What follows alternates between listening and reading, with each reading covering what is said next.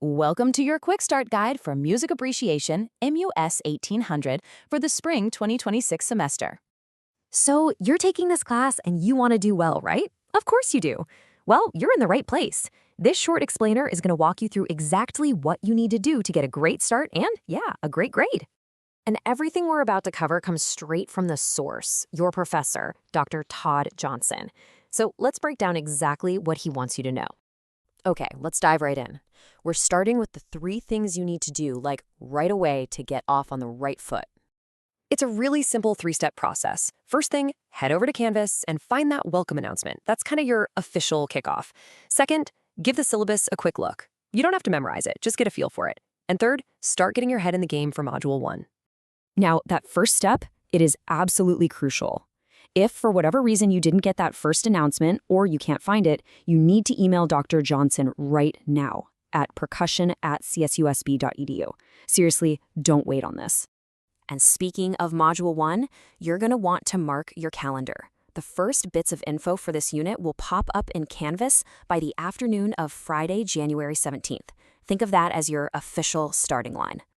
So now let's zoom out a bit and see how this all builds into a predictable rhythm for the whole semester. Once you get the flow of the course, everything gets so much easier. The course is basically broken down into these big 4-week chunks. So you'll spend about 4 weeks on Module 1 and then another 4 on Module 2. But here's the key thing. You've got assignments due pretty much every single week, so you got to stay on the ball. So how do you stay on top of it all? Well, here are a few pro tips. First, make checking Canvas announcements a daily habit. Also, look out for a weekly touching base email from Dr. Johnson. It's basically a weekly summary. Oh, and pay close attention to the group discussion schedules. And hey, here's a little bonus. You can even work ahead on Module 2 if you find yourself with some extra time. All right, let's talk about the rules of the road. This section is all about what it takes to get a good grade, so you'll definitely want to listen up for this part.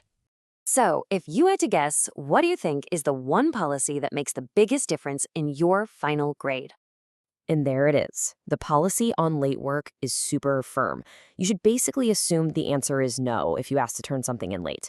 The takeaway is simple. Just get everything in on time every time. But here is the really good news. The path to success is incredibly straightforward. On one side, you've got the path to a C+ or better. Just put in a reasonable effort and turn everything in on time. That's it. On the other side, the path to a D or an F is almost always paved with missing assignments.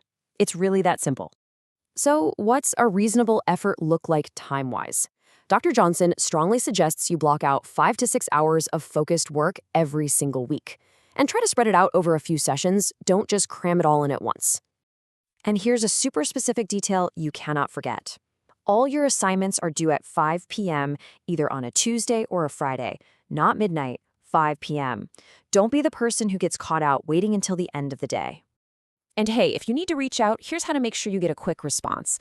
Always use MUS 1800 in the subject line. Make sure to include your student number somewhere in the email and send it to percussion@csusb.edu. Follow those 3 simple rules and you're golden. Okay, as we start to wrap this up, let's end with a final thought. A word directly from Dr. Johnson about what he really hopes you get out of this class this semester. And this really gets to the heart of it all.